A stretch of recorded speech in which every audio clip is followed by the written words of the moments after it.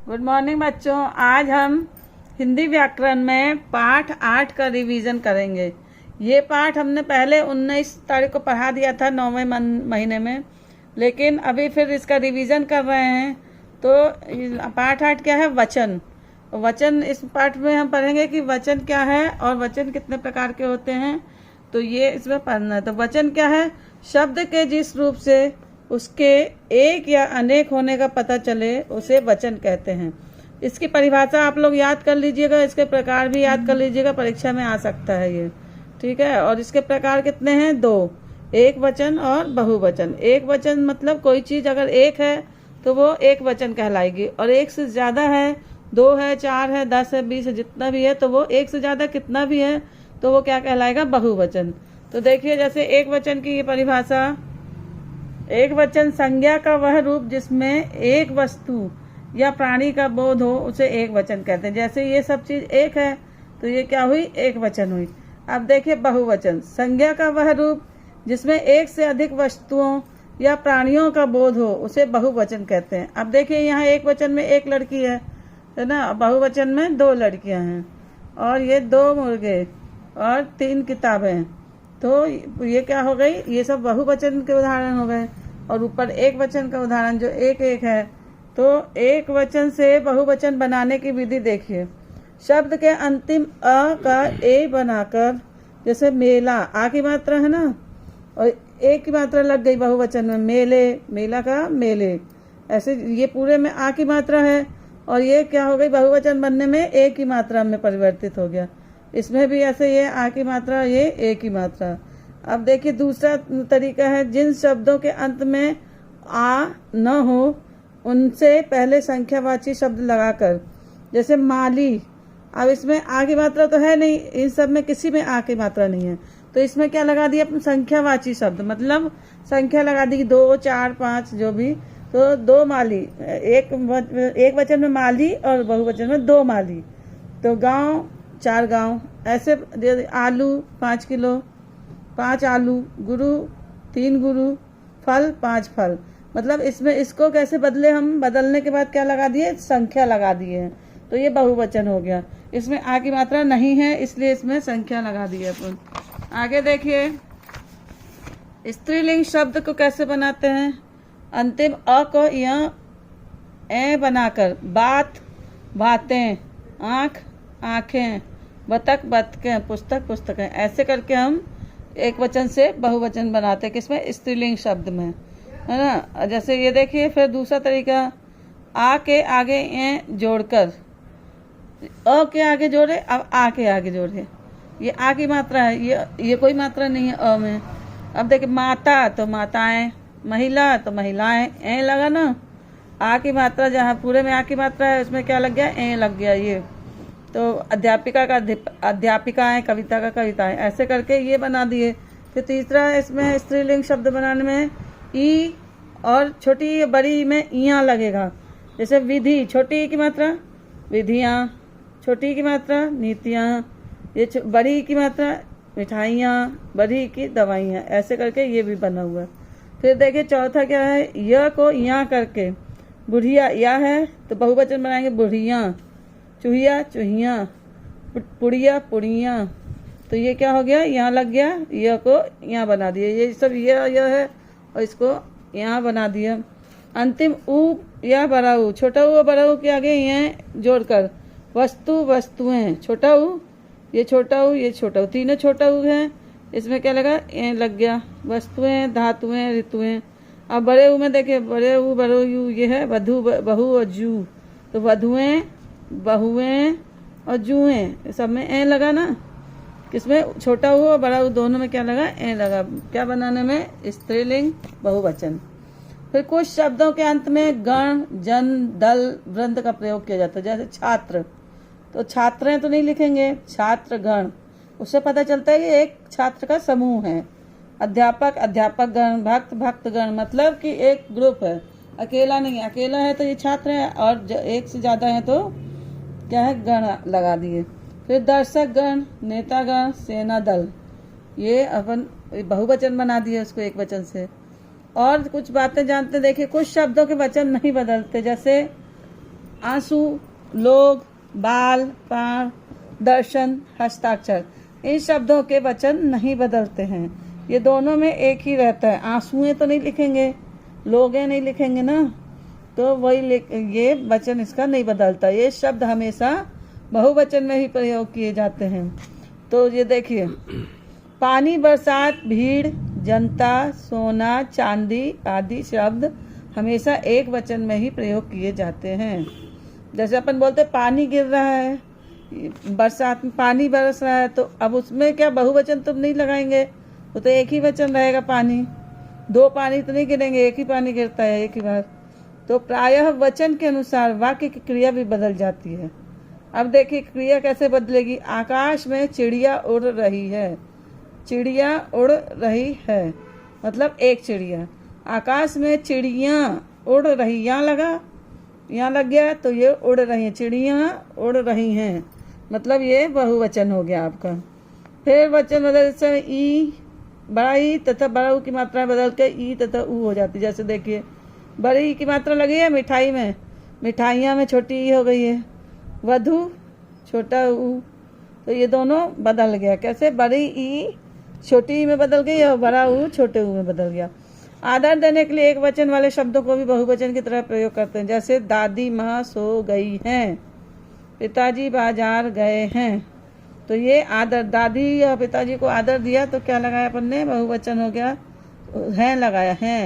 है तो नहीं बोलेंगे, दादी सो गई है, पिताजी बाजार गए है छोटे लोगों को बोलते हैं और उसमें आदर नहीं रहता। ये बड़े लोगों के लिए हैं लगाते हैं, तो ये आदर सूचक हो गया। अब इस पाठ में आपने क्या सीखा, वचन एक और अनेक यानी संख्या का ज्ञान कराता है। वचन दो प्रकार के होते हैं, एक वचन और बहुवचन। वचन के अनुसार वाक्य की क्रिया बदलती है। आदर देने के लिए बहुवचन का प्रयोग किया जाता है। अब इसका अभ्यास कार्य देखिए। एक वचन किसका ज्ञान कराता है, अनेक का कि दो का कि एक का, तो एक का कराता है। एक वचन में एक ही चीज होती है, कुछ भी होगी एक ही होगी। और आदर देने के लिए कौन सा वचन प्रयोग में लाया जाता है, ना एक वचन ना द्विवचन, कौन सा होता है, बहुवचन। तो बहुवचन किस में प्रयोग होता है, आदर देने वाले शब्दों में। फिर देखिए आपका खाली स्थान, ये कोष्टक में दिए हैं, खाली स्थान में भरना। साइकिल चला रहे हैं मतलब देखिए ज्यादा हो गए, एक होता तो है बोलते हैं, लड़का साइकिल चला रहा है, लेकिन है इसलिए लड़के आएगा। ये खिलौने है, इसमें भी है लगा है ना, हाँ में आई की मतलब बिंदी लगी है ना, तो बिंदी लगी है मतलब है, तो इसमें भी एक बहुवचन होगा, खिलौने आएगा, खिलौना नहीं आएगा। तितलियाँ, ये भी हैं तो तितलियाँ। अब यहाँ देखिए मेरे कमरे में पंखा चल रहा है, यहाँ बिंदी नहीं लगी ना, है नहीं है ना, ये है, तो इसमें क्या आएगा, एक वचन, क्योंकि एक ही पंखा चल रहा है इसमें। मेरे कमरे में एक ही पंखा है, क्योंकि पंखा बोल रहा, पंखे नहीं बोल रहा है, तो एक पंखा लगा है जो चल रहा है। फिर पुस्तकें रखी हैं, देखो फिर बिंदी वाला है, तो है हो गया, तो फिर एक वचन नहीं हुआ, ये बहुवचन आ गया। फिर गमले में देखिए है लिखा है, तो ये एक वचन, क्योंकि एक गमला टूट गया है ना, गमले टूट गए लिखा था, टूट गए हैं लिखा रहता वो, और ये गमला टूट गया है, तो मतलब एक वचन है। तो ये हो गया आपका यहाँ वचन वाला पाठ समाप्त। अब देखिए दूसरा, समानार्थी शब्द। समानार्थी मतलब समान अर्थ, मतलब दोनों, दो शब्द भी हैं तो उनके अर्थ समान होने चाहिए, तो उसको बोलते हैं समानार्थी शब्द। तो समानार्थी और समान अर्थ वाले एक ही होते हैं, और इसको क्या बोलते हैं, पर्यायवाची भी बोलते हैं उसको। पर्यायवाची शब्द भी होता है, समानार्थी शब्द और पर्यायवाची शब्द, समान अर्थ, सब तीनों एक ही होता है। तो इसको देखिए, जैसे एक पक्षी बना है, देखो तो पक्षी को और क्या क्या बोलेंगे, खग, पंछी, अव्यंग, तीनों का अर्थ, चारों का अर्थ एक ही है। ये तीनों का अर्थ भी क्या हुआ, पक्षी ही हुआ। तो इन तीनों का अर्थ तो एक है, लेकिन शब्द अलग अलग हैं, तो ये समान अर्थ वाले शब्द कहलाए। आग का अग्नि, अनल और ज्वाला, तो तीनों का मतलब एक ही होता है, आग। आग को ही अग्नि भी बोलते हैं, अनल भी बोलते हैं, ज्वाला भी बोलते हैं। जैसे कपड़ा, कपड़ा को वस्त्र भी बोलते हैं, पटन और अंबर, ये सब कपड़े को ही बोलते हैं। घर, गृह, सदन और निकेतन, तो ये इनके समानार्थी शब्द हो गए। घर का समानार्थी ये सब हुआ, कपड़ा का ये, पक्षी का ये, और आग का ये। अब इसका परिभाषा देखिए, जिन शब्दों के अर्थ में समानता होती है उन्हें समानार्थी या पर्यायवाची कहते हैं। दो मतलब एक जैसे होते हैं, जिनके अर्थ एक ही होते हैं लेकिन शब्द अलग हो सकते हैं लेकिन अर्थ एक ही होते हैं, तो समानार्थी होते हैं। उसके कुछ उदाहरण यहाँ दिए हैं, इसको आप लोग अच्छे से पढ़ लीजिएगा। कहीं से भी आपको पूछ सकते हैं पेपर में कि इसके समानार्थी शब्द लिखिए। मान लीजिए पूछ लिए बादल का समानार्थी लिखिए, तो आप याद रहेगा, आप पढ़े रहेंगे कि मेघ होता है घन, जलधर, कुछ भी। एक पूछता है तो एक लिखिए, दो पूछता है दो लिखिए। तो ऐसे किसी का भी पक्षी का पूछ लेगा तो आप याद करके रखोगे तो लिखोगे। सूर्य का, किसी का भी आ सकता है। तो ये अच्छे से पढ़ लीजिएगा आप सब, और परिभाषाएं याद कर लीजिएगा, उसके प्रकार जो भी है। और आगे देखिए इसका अभ्यास कार्य, जो परिभाषा है वहाँ लिखिए सामने, अभी हमने बताई आपको उसकी परिभाषा, समान अर्थ वाले शब्द को। अब देखिए अभ्यास कार्य इसका, कौन से दो समानार्थक शब्द हैं। अब देखिए अगर आप ये उदाहरण पढ़े रहेंगे तो आप बहुत जल्दी ये कर लेंगे कि समानार्थ कौन से है। तनुज और अनुज तो है नहीं। जलद, जलज, कामना और अभिलाषा, बिजली और बादल, ये सब अलग है। बिजली अलग है, बादल अलग है, जलद अलग है, जलज अलग है, तनुज अनुज दोनों अलग है। फिर कामना और अभिलाषा एक ही चीज होती है। कामना, अभिलाषा, इच्छा, ये सब तीनों एक ही चीज है, एक ही का अलग अलग शब्द है, अर्थ तीनों के एक ही हैं। फिर देखिए कौन से दो समानार्थक शब्द नहीं हैं। अब सांप और सर्प एक ही होता है। कमल और पंकज एक ही होता है, कमल को ही पंकज बोलते हैं। वृक्ष को पेड़ बोलते हैं, पेड़ को वृक्ष बोलते हैं। दोनों के अर्थ एक ही हैं इन दोनों के। सिर्फ अलग क्या हो गया, अमृत और आनंद। आनंद मतलब खुशी, अमृत मतलब अमृत होता है ना। तो ये बेमेल शब्द किस वर्ग में है। बेमेल मतलब जिससे मेल नहीं हो रहे हैं एक दूसरे से। जैसे पक्षी, पंछी और खग, ये तीनों मेल कर रहे हैं, तीनों का एक ही अर्थ है। आंख, नेत्र, नयन, तीनों का अर्थ एक ही होता है। फिर रात, निशा और रात्रि, तो रात को ही निशा भी बोलते हैं और रात्रि भी बोलते हैं, तो तीनों के एक ही अर्थ। ये तीनों मेल कर रहे हैं, ये भी मेल हो रहा है, ये भी मेल हो रहा है। बचा क्या, ये आनंद अलग हो गया, खुशी, हर्ष अलग हो गया, ये दोनों तो एक हुए लेकिन आग अलग हो गया। आनंद को हर्ष भी बोलते हैं, ये दो तो एक हो गए लेकिन आग नहीं होता इसका अर्थ, तो ये बेमेल हो गया, तो इसको हम टिक कर देंगे, ये बिना मेल का है। अब देखिए रेखांकित शब्दों के सही समानार्थी शब्द।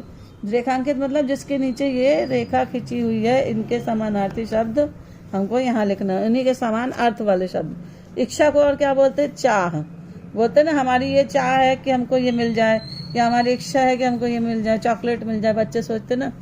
तो ऐसे बच्चे सोचते कि मेरी इच्छा है कि मेरे को आज चॉकलेट मिल जाए खाने को, या मेरी आज चाह है कि कोई मुझे वो दे दे, चॉकलेट दे दे, तो ऐसा करके ये एक ही अर्थ हुआ। फिर देखिए तुम मुझे रक्त दो, मैं तुम्हें स्वतंत्रता दूंगा। रक्त को और क्या बोलते हैं, खून। स्वतंत्रता को क्या बोलते हैं, आज़ादी। फिर बहादुर को देखिए, बहादुर को बोलते हैं वीर, ये इसका पर्यायवाची या समानार्थी हुआ। फिर पर्वत का क्या हुआ, पहाड़, और शेर का क्या हुआ, सिंह। आज़ादी मतलब स्वतंत्रता, ठीक है। तो ये हो गए इनके समानार्थी। अब देखिए तीन तीन समानार्थी शब्द लिखिए। अब ये आपको तब बनेगा जब आप उदाहरण पूरा पढ़े रहेंगे। अभी हमने बताया था कि कुछ भी आ सकता है, अगर वो आया तो आप पढ़े रहेंगे तो आपको आराम से बन जाएगा ये। जैसे बादल का, मेघ, घन, जलधर, ये सब यहाँ पे आपको, ये यहाँ उदाहरण में शब्द दिए गए हैं, इसी में से ही आएंगे। तो इनको बहुत अच्छे से पढ़ लेंगे तो आपको सब बन जाएगा। फिर नीचे देखिए समानार्थी, बादल का ये है मेघ, घन और जलधर। पर्वत का पहाड़, अचल, गिरी। जंगल, वन, अरण्य, कानन। समुद्र का सागर, सिंधु, जलधि। और बिजली का चंचला, चपला, विद्युत। ये इनके समानार्थी शब्द। बच्चों ये देखिए आपको इस बार पत्र लेखन भी आएगा हाफ ईयरली एग्जाम में।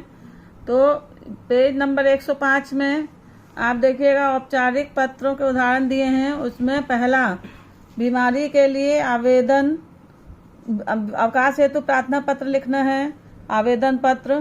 तो कैसे, स्कूल अपन जाते हैं, छुट्टी लेते हैं, बीमार पड़ते हैं तो भेजते हैं ना एप्लीकेशन छुट्टी के लिए, तो वो देखिए कैसे लिखेंगे। सेवा में पहले प्रधान अध्यापक जी, फिर ये जो स्कूल का नाम है इसकी जगह पर आप अपना स्कूल का नाम लिखेंगे। बार्टसले अंग्रेजी माध्यम senior secondary school, Katni, Madhya Pradesh, ठीक है। फिर विषय लिखेंगे बीमारी के कारण अवकाश हेतु प्रार्थना पत्र। फिर महोदय, फिर सविनय निवेदन है कि कल से मुझे बुखार है।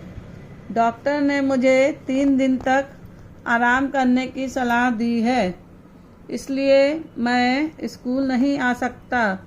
कृपा करके आप मुझे 5 अप्रैल से 7 अप्रैल तक का अवकाश प्रदान करें। ठीक है, इतना आप लिखेंगे। फिर धन्यवाद लिखेंगे नीचे। फिर आपका आज्ञाकारी, अगर लड़कियां लिखेंगी तो शिष्या लिखेंगी, यहाँ पे ये शिष्य है, और गर्ल्स के लिए शिष्या होएगा, है ना। तो ये लिखिएगा आप, और लड़के लोग लिखेंगे शिष्य और लड़कियां लिखेंगी शिष्या। ठीक है, अब यहाँ अपना नाम लिखेंगे आप, जो लिखेगा उसका नाम है। फिर अपने कक्षा का नाम, 3rd आपका सेक्शन कौन सा है, ए है तो आ लिखना, जब बी है तो जिसका बी सेक्शन है तो बा लिखेगा, और ए सेक्शन वाले आ लिखेंगे, सी सेक्शन वाले स लिखेंगे, बी सेक्शन वाले ब लिखेंगे। ऐसे अपना अपना सेक्शन का नाम लिख देना। ये तीसरी आ, तीसरी स, तीसरी बा, जो जिस सेक्शन के हैं तो लिख लेंगे। तो इस प्रकार ये आपको आवेदन पत्र अपनी कॉपी में नोटबुक में लिख लीजिएगा, और उसको याद करना है। बिना देखे घर में लिखिए, या देख के 2-4 बार लिखेंगे तो ये थोड़ा याद हो जाएगा, फिर बिना देखे लिखो। तो इसको जरूर याद कर लेना आप, ये आएगा आपको लिखने के लिए। धन्यवाद।